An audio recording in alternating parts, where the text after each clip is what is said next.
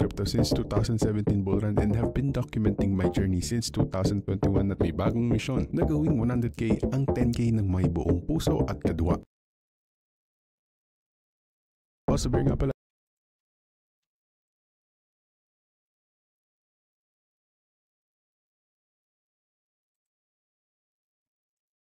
Ayan.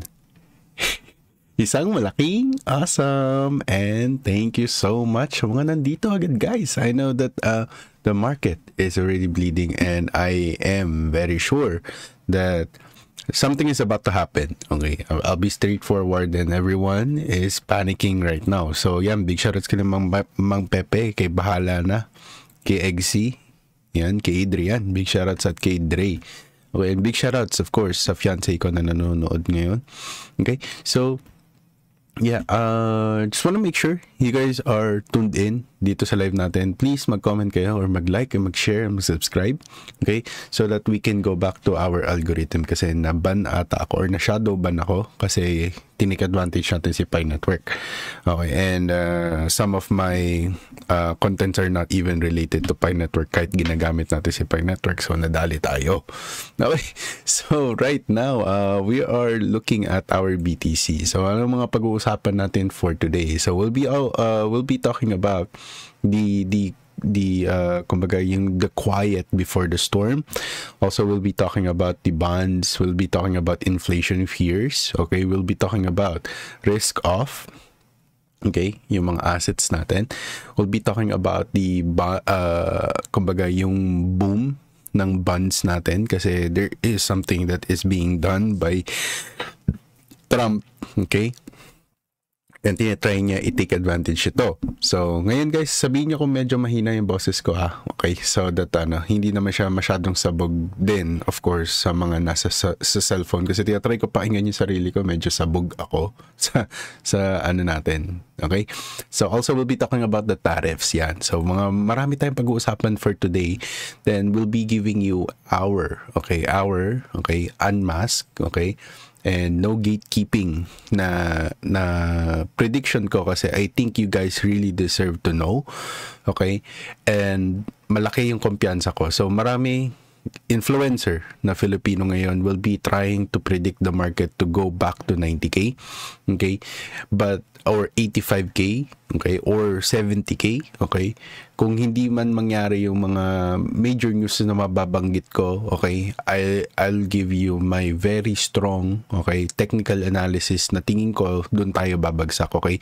This is also in line to the previous lives that we did on our channel. So marami tayong mga previous lives that we did, okay. So katulad nito, and this one is very important. Nirewatch ko yung sarili ko kanina and ang weird kasi pinapakinggan ko yung sarili ko, okay, and pina-fact check ko yung sarili ko. So far, okay, maraming mali, okay, offset when it comes to misinformation and misleading, okay, but our prediction so far when it comes to the asset and charts itself, kung makikita nyo, natutupad siya, and we are already here. Kung titingnan nyo tong screen ko ngayon, dito sa prediction natin, we are already there, okay, but here's the thing, okay, I need to give you more information on the upcoming months and of course this coming summer for the cryptocurrency market. Okay, so kung ready na kayo guys, tagtarin nyo yung chat natin ng awesome kung gusto nyo makarinig naman ganitong chismis. Yung big shoutouts kay Jokat, big shoutouts sa mga nasa Barangay Tamago, and also big shoutouts sa mga nasa Crypto Fortune channel na bumibisita dito guys, okay? And also big shoutout sa mga magre-replay ng videos natin or yung replay gang natin yan. Big shoutout sa inyo guys. Okay, so yeah, if you keep on commenting, makikita nyo yung pangalan nyo sa baba. So kung gusto nyo yan, nakikita nyo yung mga chat nyo, yan, mag-comment lang kayo na mag-comment, okay? So especially if maganda yung sasabihin nyo, lumalabas kayo as a special announcement or special yung pangalan niya at yung picture niya, lalabas siya. Okay, so guys, if ready na kayo guys, mag-comment kayo, tagtarin niyo yung awesome, okay, and we will be starting already. Okay, so commercial muna tayo guys para kumita naman yung mga natin, editors natin dito guys, okay? So, eto na, 1, 2, 3.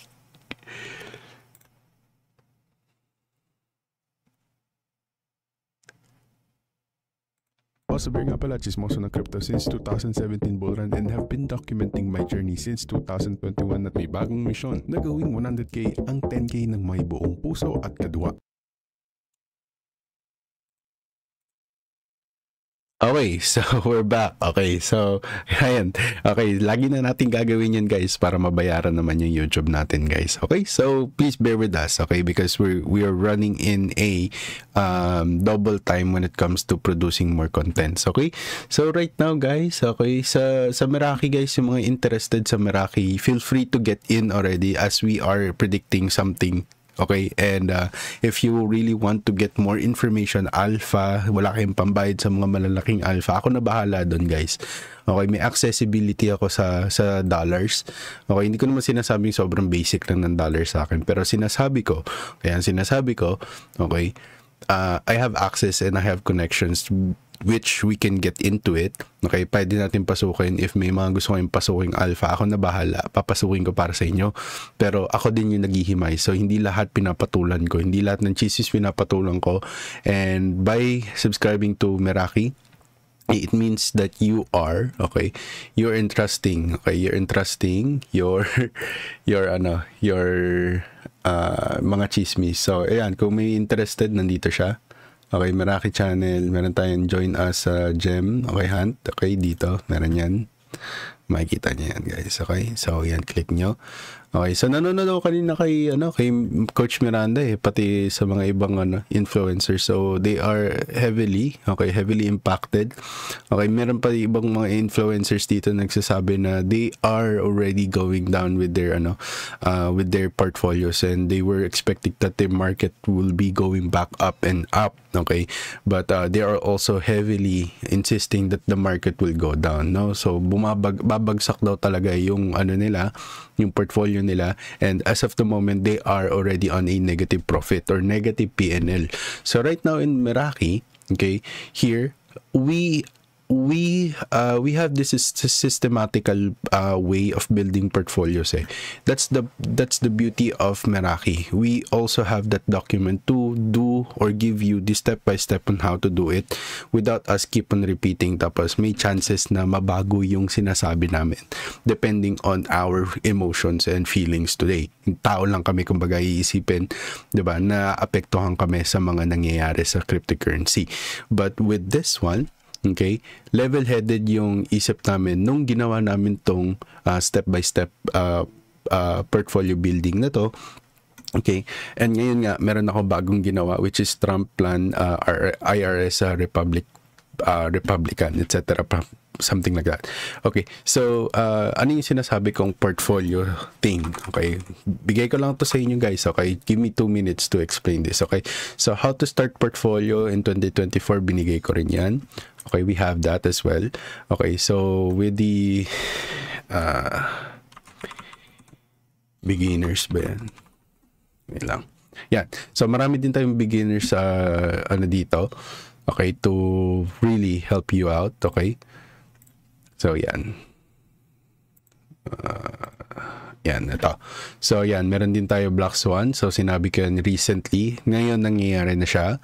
We have top 6 trading mistakes and how to avoid them. Ginawan ko din siya in order for us to really stick to it instead of pabago-bago yung sasabihin ko depending on what's going on with the market. Okay, big shoutouts kay Kirk Andrew Lau, pati kay Joffy. Ayun, nakasabay din siya sa live natin. Okay, so tulad ng sinabi ko guys, marami akong documents na ginagawa, and ang kinagandahan nito sa Discord natin is nakahimay siya doon at pwesto na siya ng maayos. Okay, naka-bookmark siya. Okay, so that you guys will not be confused. Okay, all of the yung mga importanting documents lang. So maraming mga nasa Meraki dito, okay, will be able to tell you guys. Hindi ako magsasabi kung maganda o pangit yung loob, pero sinasabi ko lang sa inyo yung totoong nangyayari sa loob. Okay, so guys, okay, so since we're ready, I wanna show you guys this first. Okay, so maraming nag-send na ito sa akin, maraming nag-uusap na ito sa Alpha, okay, and they want to hear my analysis on this one. Okay, so ito yung sasabihin ko sa inyo. Okay, in light to the topic that we'll be talking about, okay, OTCs will heavily manipulate this market. Okay, so please anticipate that one. Okay, in order for you to really position yourself in this market, okay, you act like as if you're in a OTC deals always as well. Okay, as of the moment, I would do the same thing. Okay, hindi itong mga OTC deals or itong mga OTC offers or itong mga ganitong strategies, yung mga gumagawa ng ganito. Okay, hindi ba yan sa FTX or hindi? Okay, so this is for BNB. Okay, so itong nangyayaring to, guys. Okay, etong mga OTC things na nangyayari or yung mga strategy na ginagawa nila. Okay, how would I try to explain it to you guys, yung mga ganito, itong nangyayari. Okay, they are trying to position themselves in the market. Okay, at ang ginagawa ng customer nila, sabihin natin Wintermute, no? Ang ginagawa ng customer nila is magbibigay sila ng malaking pera, bahala na si Wintermute paano niya strategically entry in the market without causing bullishness in the market. Okay, and we did not even see this actually coming when we were in 2023. Okay, that's how weak my alpha during that time, and we are trying to progress as time goes by.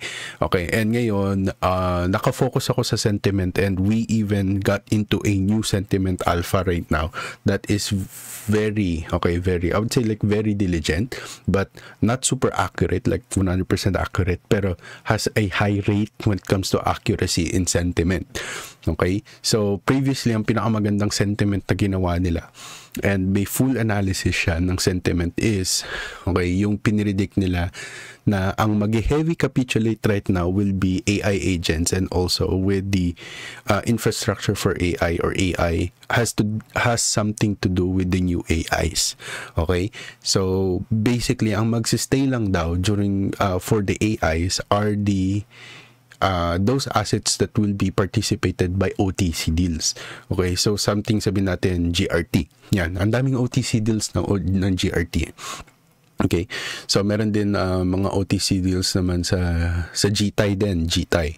Okay, so yung mga assets na OTC deals sa Bitensor. Okay, marami yan eh. So dito nagpi-play yung mga yung katulad sa Wintermute, ang ginagawa nila is they get into those assets.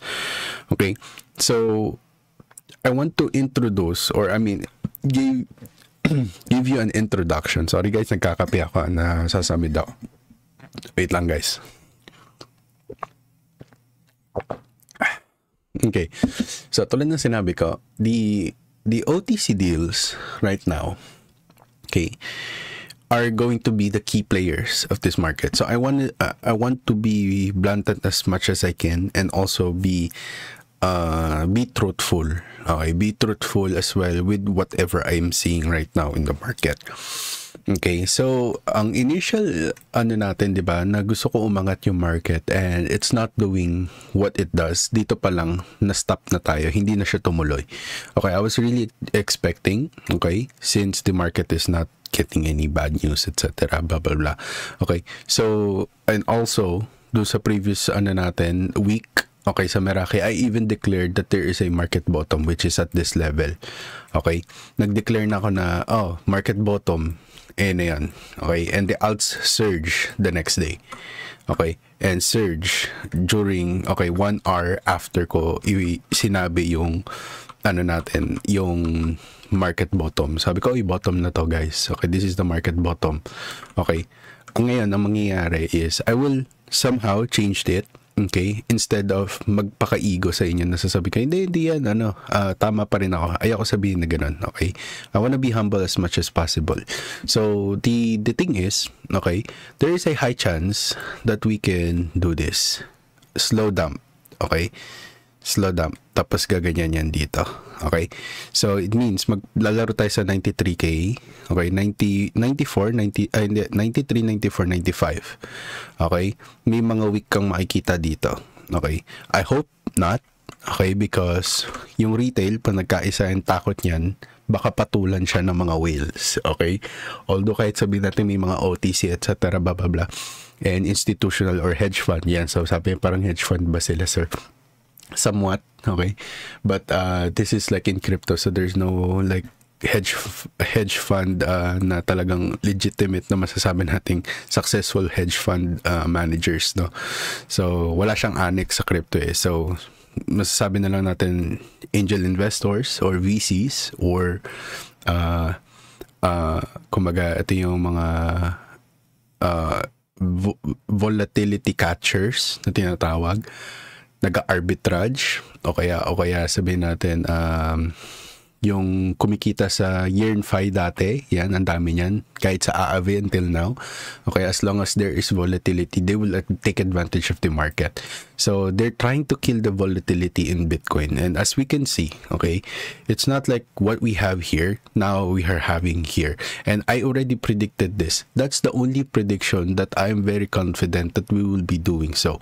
Okay, there will be a slow move here, okay, and what I was not able to predict is the specific time and date, and I was truthful about that. I don't have the crystal ball kung kailan, hanggang kailan, at hanggang saan. Okay? When it comes to yung magiging sideways movement natin. Pero sinabi ko sa inyo na magkakaroon tayo ng maraming sideways movement at papaasahin tayo ng market na to. Okay? So, A, B, C, D, plus E. Okay? Or A, B, C, D, okay, kaya siya matagal, or probably we are not even doing that because we are in the hands of the institutional and even bigger markets katulad ng mga countries, okay, or governments, okay, or deep state na talagang pumapasok sa mga ganitong mga risky assets, okay, since they're fighting against hedge. Okay, so for our topic, tulad ng sinabi ko, okay, here's gonna be our 6-month crypto forecast as of February 24, 2025. Okay, so binibet ko na yung ating second bull run will be happening this late summer or sa fall. Okay, but the next few months, okay, what will happen? Yan yung magiging tanong natin. And what I will be, okay, holistically and leniently predict, okay, probably around April, magkakaroon tayo ng small surge or even May to counter the prediction of May go away. Okay, but if the market is so strong on May or in April, sabihin natin umangat siya dito sa level na to and first time natin ulit makita yung market na nandito sa level na to. Okay, malaki yung chances natin that May will be really go away. Okay, but the chances of our May go away, okay, is probably nasa gitna to temp check. Okay, or sa gitna ng May, doon pa lang talaga makakita ng decline sa market or weakening in the structure. Okay, so ano yung weakening in the structure? Sabihin natin ito, di ba, bulwak ng bulwak, tas biglang parang bumagal yung angat, tas biglang bumagsak. So something like that. Okay, so same thing what we will be seeing here. Okay, and tingnan natin yung ating pinaka sabihin natin, super chart ba yun? Indicator test. Ito. Ay, hindi. Wait, mali. Na-reveal. Teka lang. Ito. Indicator testing. Main chart. Monthly. Nahanap ko eh. Ito yan. Wait, hindi pala. Ito monthly ata yan. Yan. So, with the monthly, okay, we are predicting still that the market needs to go 200. Then, doon ko nasabi na parang, okay, kung magto 200 siya or 180 or to 200, okay, it needs to really what needs to be done. Okay? And it cannot just keep on pumping, okay? And there will be a lot of huge sideways and capitulating to alts at the latter after ng mga pumps or before even the huge bull run na tinatawag. Okay? So kung nandiyan kayo sa comment, guys, please mag-comment kayo na mag-comment so that we will be able to, okay, we will be able to make algorithm happy. Okay?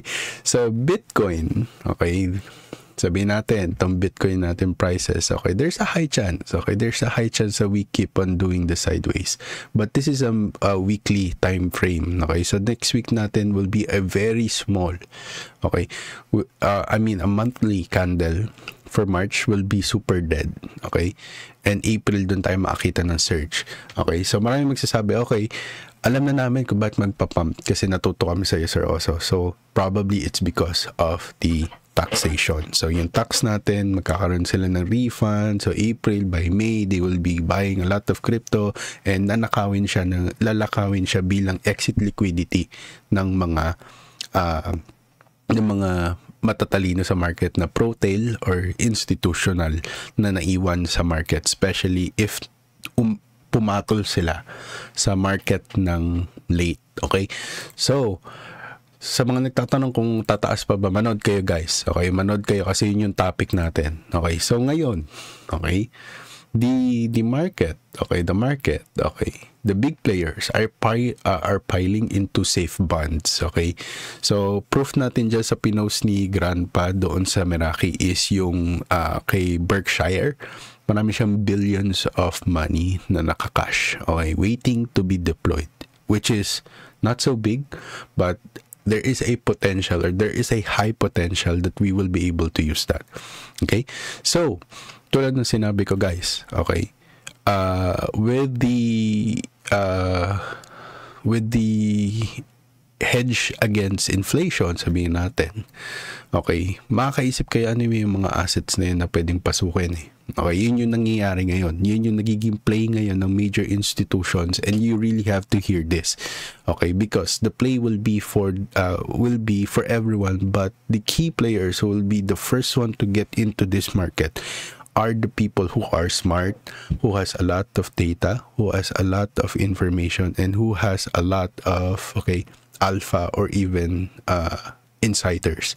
Okay. So, ito yung sinasabi ko guys, na they will be getting into non-risky stuff like cryptocurrency. Okay. But they will need to have to choose very safe assets na masasabi natin na talagang will be staying in this market. Okay. You can say that it's XLM, XRP, Algo, Arbitrum, sabihin natin, BNB Sol, okay, and they might be rejecting some of those L2 assets and even assets na hindi pa talaga dapat talaga mag-pump or will not be even part of the next bull market, which is this is the part of risk of cryptocurrency. And that's why you really need to understand what is Lindy effect, and I've been telling you guys this one since last year and last 2 years ago. Ano yung Lindy effect, and binibigay ko yan sa inyo, hinihimay ko yan siya sa inyo. Okay, so with the kumbaga in economic place natin, okay, makikita nyo naman na napaka-shaky ng market natin when it comes to economic place. Okay, so tingnan nyo to, wait lang guys, asan na ba yan? Ito ba yan? Ay nako, teka lang, kukunin ko yung link. Wait. Ito ata yan. Okay. Ibubukas ko yung link sa inyo para makita nyo kung saan ko kinukuha itong mga information na to. Okay, yan. So, dito, nagkaroon ako ng idea of what they are trying to do. Okay, so dito ko din na prove na tama yung sinasabi ko about Lindy effect, etc. Blah, blah, blah. Okay. Okay, because the key plays will be coming from the shaky economic wars na nangyayari ngayon. So we have Middle East, we have Ukraine, plus yung Trump's new tariff wars na nangyayari, okay? Which is recently din yan na nangyayari, and I've been declaring you guys that is the Black Swan event. Okay, and if we are correct that is the Black Swan event, then the market should be able to hold the prices dito, and this will be thick. No one wants this market to be broken, or else we are done. Okay, we are done as long as we held the market of 92, 91.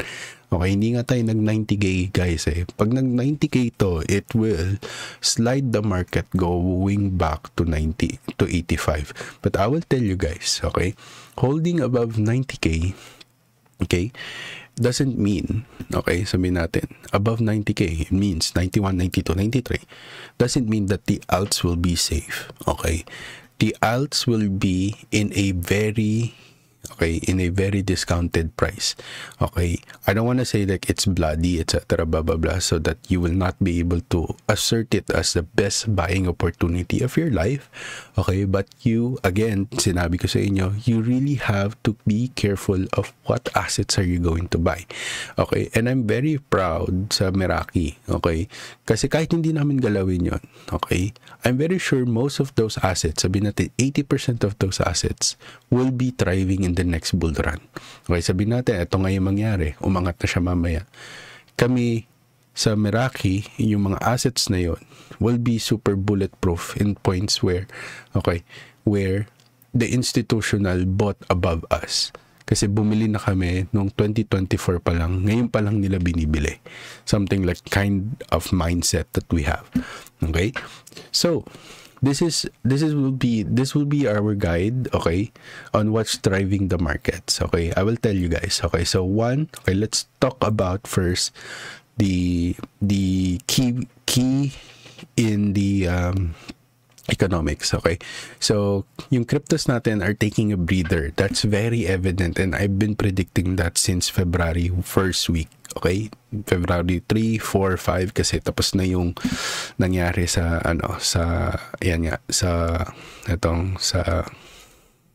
tariff wars. Dito ako nakaisip na pinapaikot na natin yung bonds natin.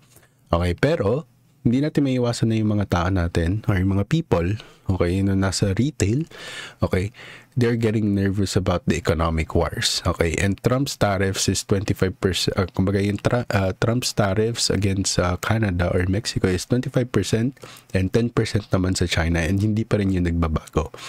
Okay, so with the bonds, okay, wait lang, hanap tayo nung link ko na kung saan ko kinuha tong topic na to. Eto. Ayan. Ito yung link na yan. Oh no. Ba't tayo niya? Yan. Ito yung link na yan. Okay? So, with the tariffs, dito ko siya kinuha. Okay? Mamaya nyo nabasahin sa pagtapos ng live natin. Okay? Dito ko siya kinuha. Tapos, may isa pa akong link na talagang pinagkunan na malupit. Okay. Ito. Galing siya MSN. Yan. Okay, so just to continue with our topic, okay? So, ang unang magandang pag-usapan dito is yung bonds are hot, okay? Ang hindi natin na-predict, isa to sa mga hindi natin na-predict, which is yung sa 10-year Treasury bonds yield na umabot ng 4.2, okay? So, maraming sasabi, Sir Rosa, ba't di mo kasi tinignan yun, etc. Kasi nga, hindi nga naman dapat talaga tayo affected doon. Kasi nga, nasa crypto tayo and Bitcoin should be moving alone and decoupled from the US or any government. Okay? Because we're trying to resolve that in Bitcoin, and Bitcoin's use case or utilities target is to get away from inflation and to have a full deflationary structure or mindset na pwedeng i-adapt si Bitcoin, okay, to be part of that idea, parang ganon. So now, what I'm saying is, okay, hindi natin siya na-predict. Imbis na 4, di ba, imbis na 4 or lower, what happened is pumasok siya ng 4.2, and we did not even talk about that in live. Okay, so that's a decent for safety. Then wait lang, nadidigay ako. Okay, that's a decent for safety, okay, when stocks and crypto feel parang medyo shaky siya, or sabi natin medyo tagilid, okay, and more of these people are buying bonds, means less cash for risky stuff like Bitcoin or alts. Okay, pero alam niyo naman na ganun yung nangyayari sa first year din na nangyari nung nahalal natin si Trump. Okay, and at ang nangyari lang is, ang ginawa niya, inaggressive niya lahat ng mga bagay na ginawa niya nung mga nakaraang termino niya, inulit niya, ipinush niya. Okay, pinush niya ulit. Okay, isinaksak niya ng mabilis lahat in order to bleed the whole market and i-push na yung recession na sinasabi ng mga tao in order for us to really do a soft landing. Sinabi ko to sa inyo guys, okay? So, tulad ng sinabi ko, yung inflation fears na nangyayari sa market with the tariffs jacked up na import cost, na sabihin natin yung murang gadget na sabihin natin, ayan, kunyari ito pillow, sabihin natin, gadget pillow na, alam mo yun, tutulungan ka makatulog. Imbis na $50 yan, na pag nakarating dito sa US, $50 lang. Tapos ang kanyang paggawa, kung yung cost niya para gawin, umaabot lang ng 15 to 20 or sabihin natin $10. Okay? Diba? Dito napapasok yung mga e-commerce stocks, okay? So, medyo da-divert lang tayo ng topic, okay? Dahil sa tariff, aangat na siya. Okay, aangat na siya. Especially, sabihin natin may battery to. Sabihin natin, malaki yung may mga batteries. Okay, kasi nag-e-commerce din ako eh. Nag-try ako mag-e-commerce during nung, yan nga, yung sa problem with the tariffs and everything. Okay. Then, ngayon, I haven't tried, okay, pero I'm very sure that they are also having slight capitulation because we are trying to reshuffle kung saan ima-manufacture ang mga next consumptions ng US. Okay? And I predicted this to you guys. Okay? We are trying here in the US, when I say we, kasi nandito ako, we are trying to be, okay, the manufacturers of our own consumption. Okay, in order to drive more revenue in our countries instead of relying to those countries na gusto nang mag-decouple sa dollar or mag-let go ng dollar. And it heavily impacts the market for US if umuuwi ang kanilang dollars. Okay, kasi 80% or 70% ng kanilang dollars ay nasa labas ng bansa, held as reserve.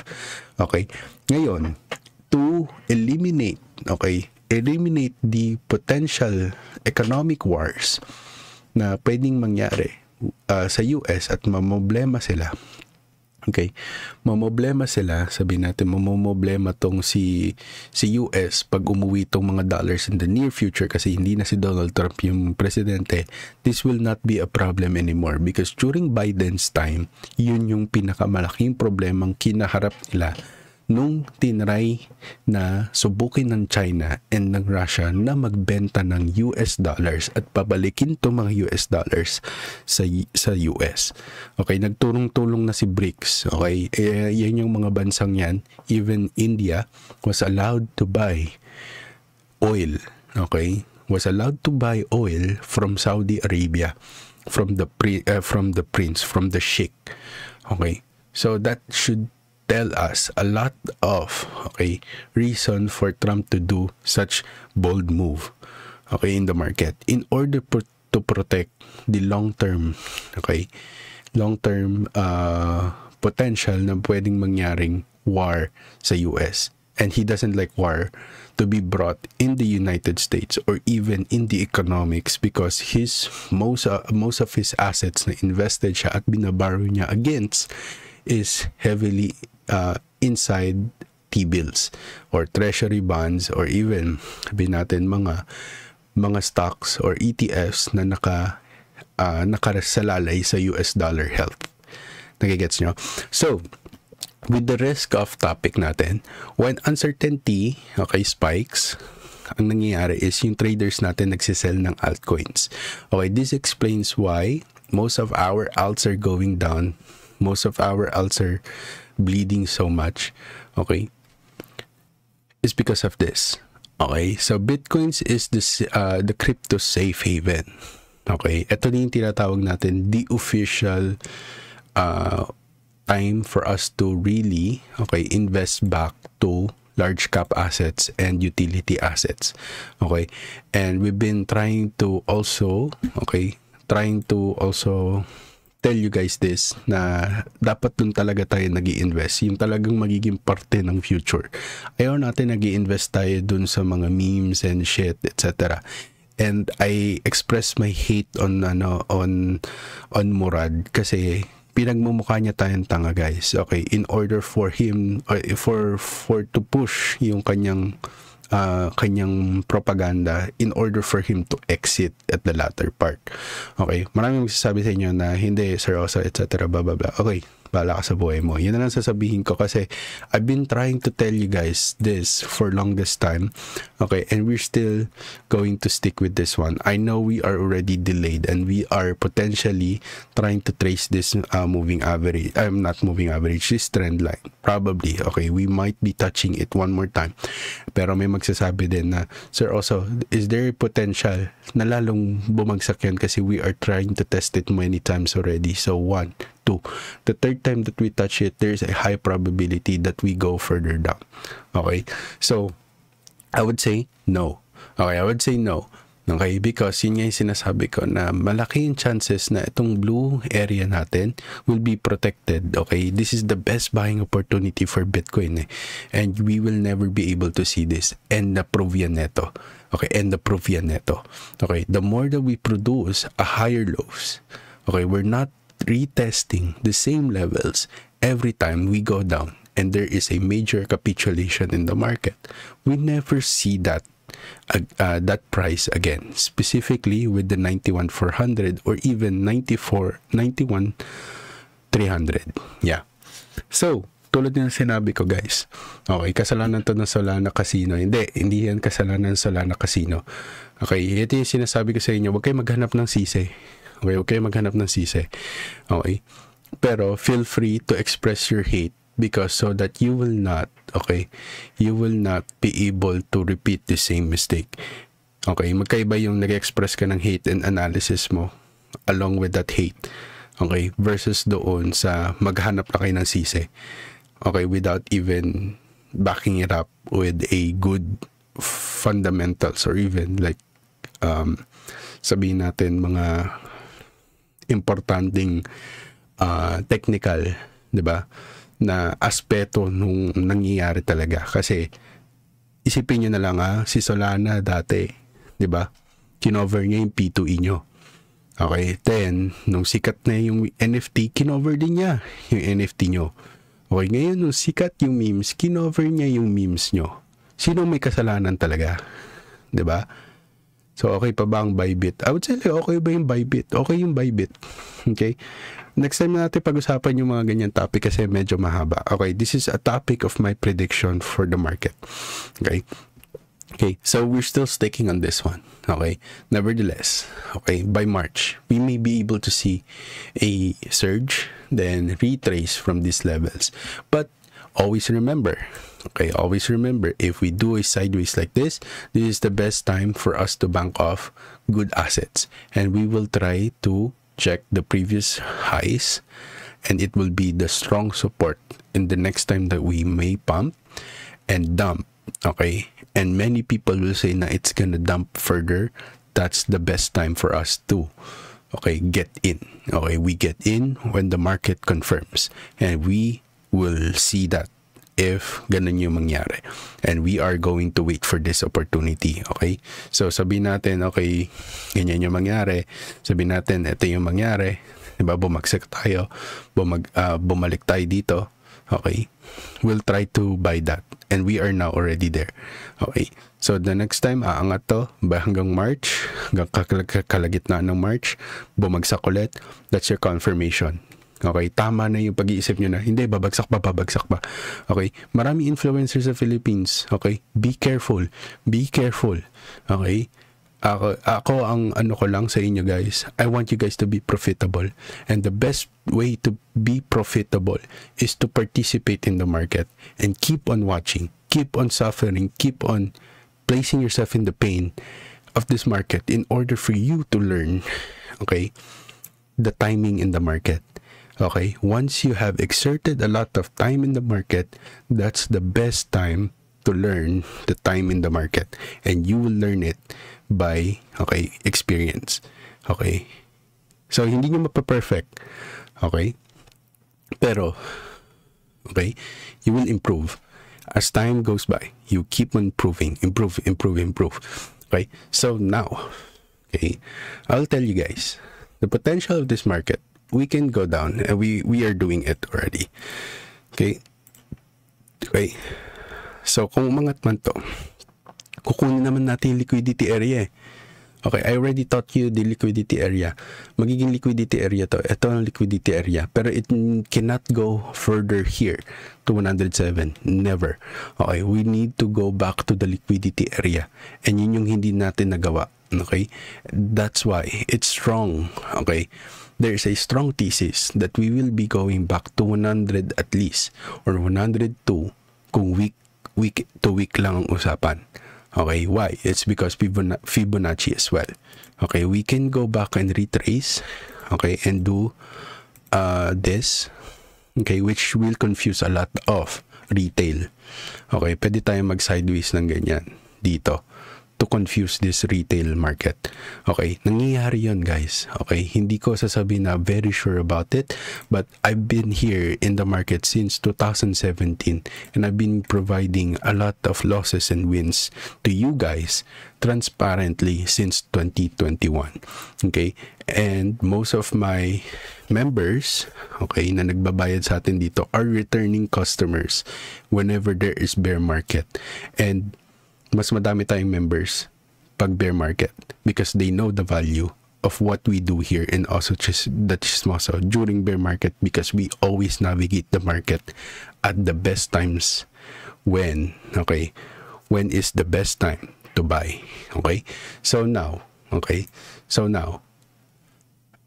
with everything that is happening right now, we are 96k, etc. Blah blah blah. Okay, so market is like doing a lot of spindle candles here. Means we are in a very controlled situation because of OTC deals. Someone is trying to sell it. Someone is buying it as well at the lows. You know why? It's because Wintermute, sabihin natin, or an OTC company is trying to make money in the market still. Okay, hindi naman siya pwedeng, hindi, magpapa-OTC deal ako kasi may, mabait akong kampanya. Bibigyan ko ng pera yung mga mayayaman kasi mayaman na sila.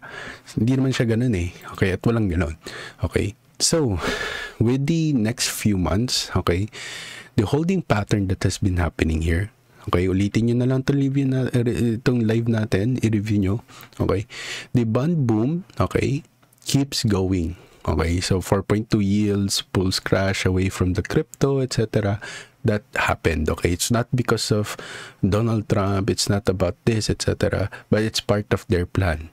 Okay, but okay, at the latter part, they also have a lot of pending cryptocurrency regulation and also cryptocurrency investigation, okay, in order to really improve the security of cryptocurrency for the Americans or the residents or even the citizens of America. Okay, so dito natin makikita na even Bitcoin or ETFs like BlackRock or IBIT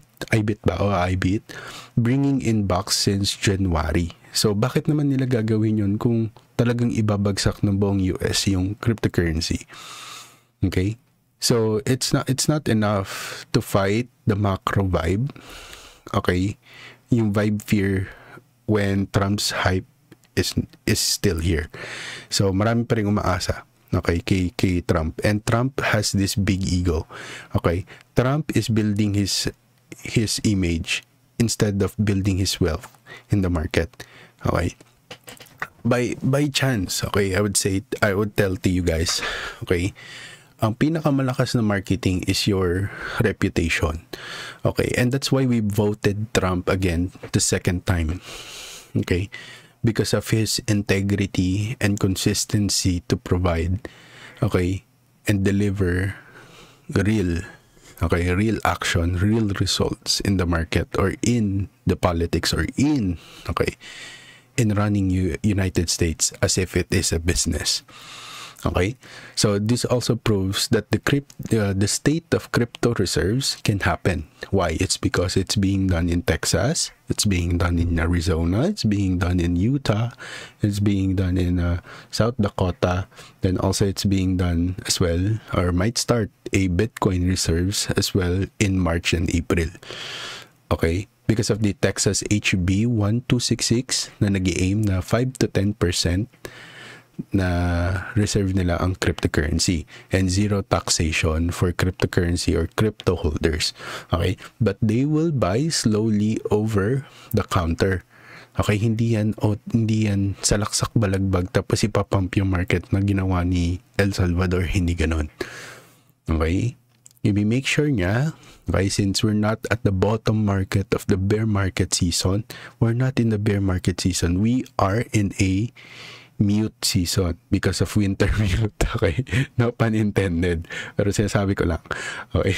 So, but they will, okay, buy over time. Okay? And over the counter. Okay? Not dumping big cashes to spike the prices. Okay?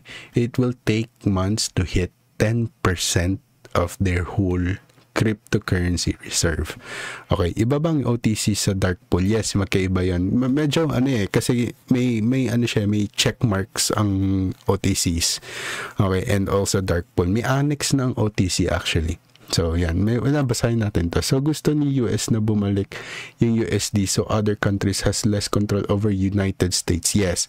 Pero in short term, magkakos ito ng inflation sa side nila. Yes, definitely true. Okay, I've been trying to tell you guys this, pero medyo nahihirapan ako i-express sa inyo nang hindi kayo mabibigla kasi my channel should be for the masses and not just for the people who I think should be able to understand it. So slowly, okay, every single live videos that we have here in also the Chismoso are interconnected. So ayoko yung parang patalan-talan tayo ng topic, etc. Okay, so all of these are all interconnected. The YouTube channel videos or the live videos, even yung mga recorded ko, you will learn from it by just watching it or binge watching it instead nanonood kayo ng mga K-drama. Diba?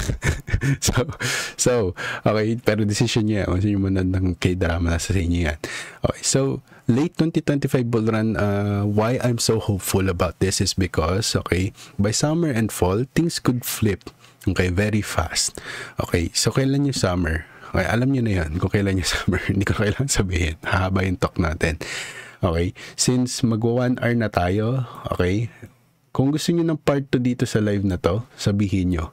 Okay, pero kung hindi, okay, bibigay ko na lang sa Meraki.